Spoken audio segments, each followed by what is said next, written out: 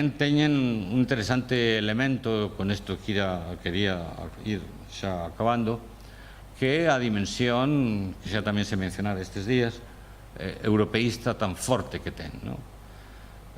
André, na Primeira Guerra Mundial, a Guerra do 14, mantén unha posición cercana de simpatía xermanófila, pero sin nunca pensar que España teña que estar cos alemanes en isto. Hai que mantener unha neutralidade activa, din varias veces, non?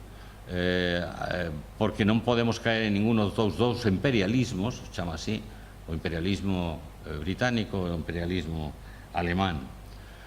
A idea sería tratar de crear, e o din varias veces en la relación entre Alemania e Francia, recordemos as guerras do século XIX entre Francia e Alemania, conseguir una integración continental en la que España y los españoles y los eslavos, les tenía un cariño tremendo los eslavos, deben organizar la conciencia periférica de Europa como dos rosas de los vientos sensibles a todas las brisas de la cultura humana.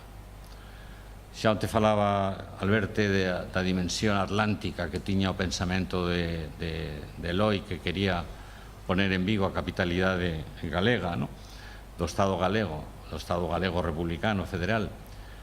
A idea era que en América estaba o futuro de este país marxinal que é España, e ainda máis en el norte de África, non en forma de protectorado, sino en forma de colaboración, de integración, porque España tiña esa condición de fronteira con África e condición de fronteira, digamos, cos países do outro lado do océano. Entón, a concepción europeísta de Eloy, fortemente, insisto, anclada na bo entendemento entre Francia e Alemania, al mismo tempo abre a dimensión española a estes países, a mención galega.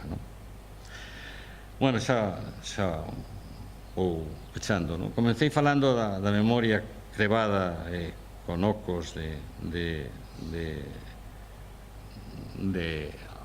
Eloy, pero tamén penso agora que despois do que dixen, que esta memoria e seus baldeiros son os da mesma historia nosa que estamos a vivir.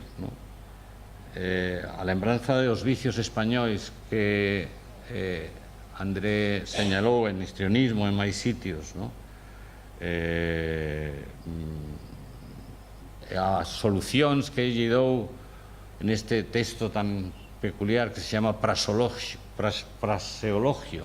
Praseologio é doutrina da acción, posto en a forma moi rara, praxis, acción.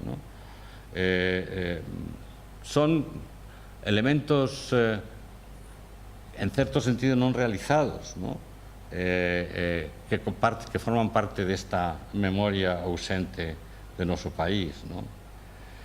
E a pregunta que deixou no aire Xosé Ramón o outro día, que sobrevola un pouco o homenaxe ao recordo que estamos a facer, de si cuadra resucitar a figura a sombra de Eloy, penso ou quisera hoxe engadir a idea que cuadra hacerlo porque o que temos esquecido non é un home morto fai moitos anos, sino tamén unha parte de nós.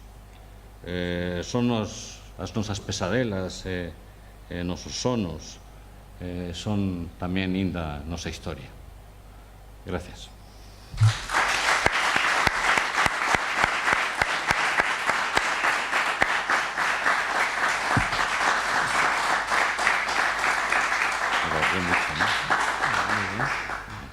No sé si te